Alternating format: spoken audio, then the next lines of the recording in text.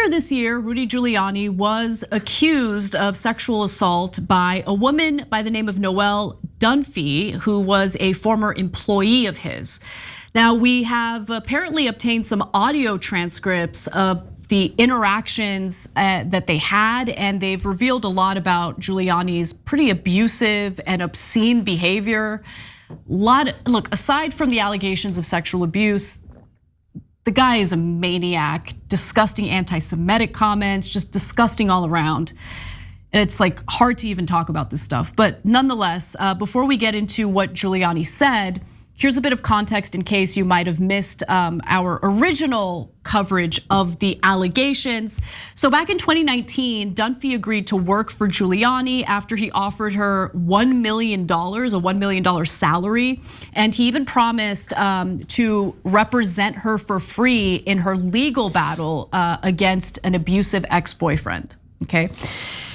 Yeah. Oh, it's just one of the worst details. No, there's way worse, but that's bad. That is bad because, in my opinion, knowing that she was going through this legal battle with an abusive ex-boyfriend led him to believe that he could take advantage of her, allegedly, right? Yeah. And I say allegedly because this hasn't been, proven yet, but come on, the transcripts. Anyway, I'll continue. The lawsuit against Giuliani alleges that he made clear that satisfying his sexual demands was part of the job. Okay, Giuliani's demands for sex came virtually anytime, anywhere.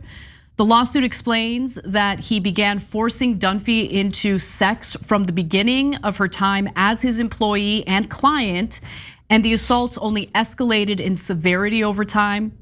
The suit says that Giuliani was unconcerned with whether or not Dunphy had given consent. He even forced Dunphy to work naked in a bikini or in short shorts with an American flag on them. And that is a very brief summary of some of the allegations. They're awful. Now, Giuliani has unsurprisingly denied all of these allegations. And in June, Giuliani asked the judge overseeing the case to strike portions of the lawsuit and sanction Dunphy and her lawyer. So Giuliani said allegations about romantic affairs, discriminatory remarks, and we'll get to that, and his supposed sexual proclivities regarding Dunphy were false and meant to portray Mr. Giuliani as a sexual deviant. Now, Dunphy's lawyer recently filed the new audio transcripts in response to Giuliani's request, arguing that Giuliani and his lawyer should be sanctioned. And here are some of the grotesque things that Giuliani said to Dunphy.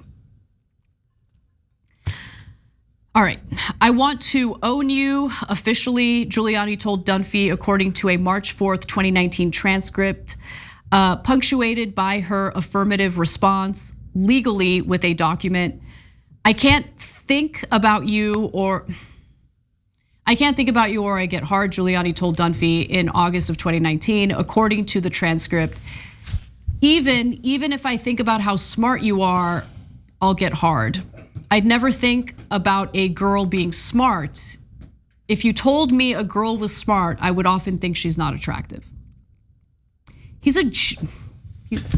I can't cuss on the show. I wish we could.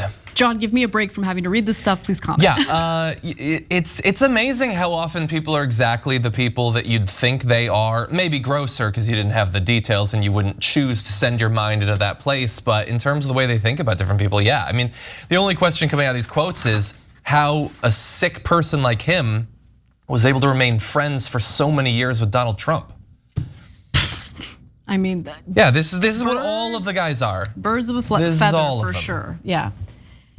Anyway, this next one, I don't even know how I can read this.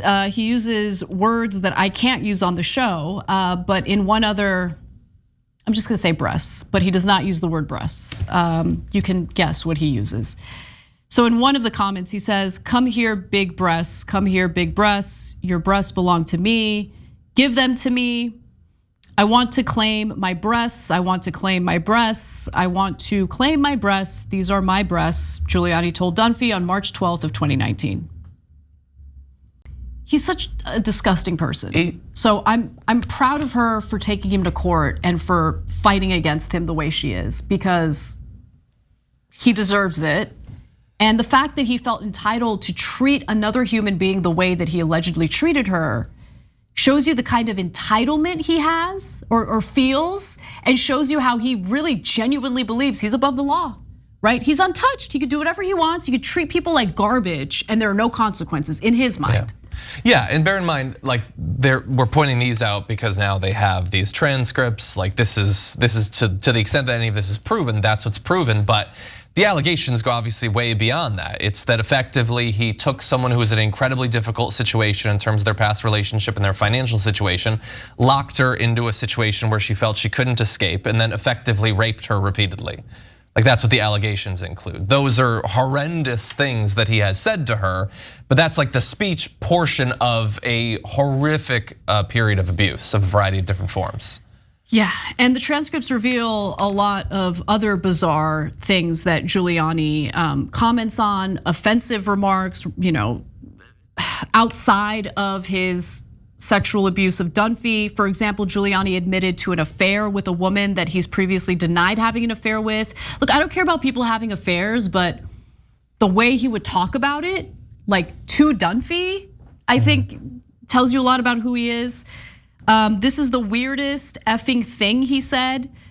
We've had this like affair for 2 years and I'm friendly with her husband, Giuliani told Dunphy, according to the transcript. Can't even figure it out.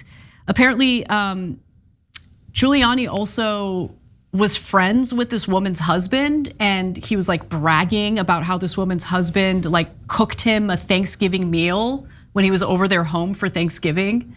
Like just absolutely disgusting. Anyway, apparently Giuliani also had a habit of accusing other men of being gay. In one recording, Giuliani claimed then presidential candidate Michael Bloomberg was gay. But Bloomberg, of course, has been in a relationship with a woman for more than 20 years. And in a conversation where he struggled to identify a politically conservative actor, he also claimed Matt Damon was gay and used a slur. Matt Damon is a slur word. Matt Damon is also 5'2", eyes are blue, coochie, coochie, coochie, coo, he said, according to one transcript. Damon has been married to his current wife for nearly 20 years. And finally, he made some terrible anti-Semitic remarks as well, especially in regard to Passover. For some reason, Passover gets under his skin. He says that Jewish men have small penises because they can't use them after they get married. And he said that according to the transcript, whereas the Italians use them all their lives so they get bigger. I feel like he skipped some health classes in high school. These are horrible, broken people. Horrible, broken people that want to be interesting and cool and powerful and admired, and they have no idea how to do that. All they have is this never-ending hunger for approval. And so this is why our society ends up being like dominated by people like Rudy Giuliani, Donald Trump, Elon Musk. These are the worst sort of people. And then you have multiple levels of even more pathetic guys who want to be them, who like literally look up to people like that. Yeah, it's awful. Giuliani also complained about Jewish religious holidays, as I mentioned earlier. He says Jews, they want to go through that freaking Passover all the time. Man, oh man, get over Passover. It was like 3,000 years ago. Giuliani said, according to an April 1st, 2019 transcript, okay, the Red Sea parted, big deal, not the first time that happened. Wasn't it? Whereas Christmas I don't know what's going on in that guy's mind. And it has also been reported by other people that he's a drunk. I'm glad that she's taking him to court. Yep. And I'm glad that she's fighting against him. And I'm glad that all of this stuff has come out and is public. I think the public deserves to know who he really is and what it's like to work for him. And I hope that justice is served and that Dunphy, the case goes in favor of Dunphy, especially after these transcripts came out and we know exactly what he's up to behind closed doors. Thanks for watching The Young Turks, really appreciate it. Another way to show support is through YouTube memberships. You'll get to interact with us more. There's live chat emojis, badges. You've got emojis of me, Anna, John, JR. So those are super fun. But you also get playback of our exclusive member-only shows and specials right after they air. So all of that, all you gotta do is click that join button right underneath the video. Thank you.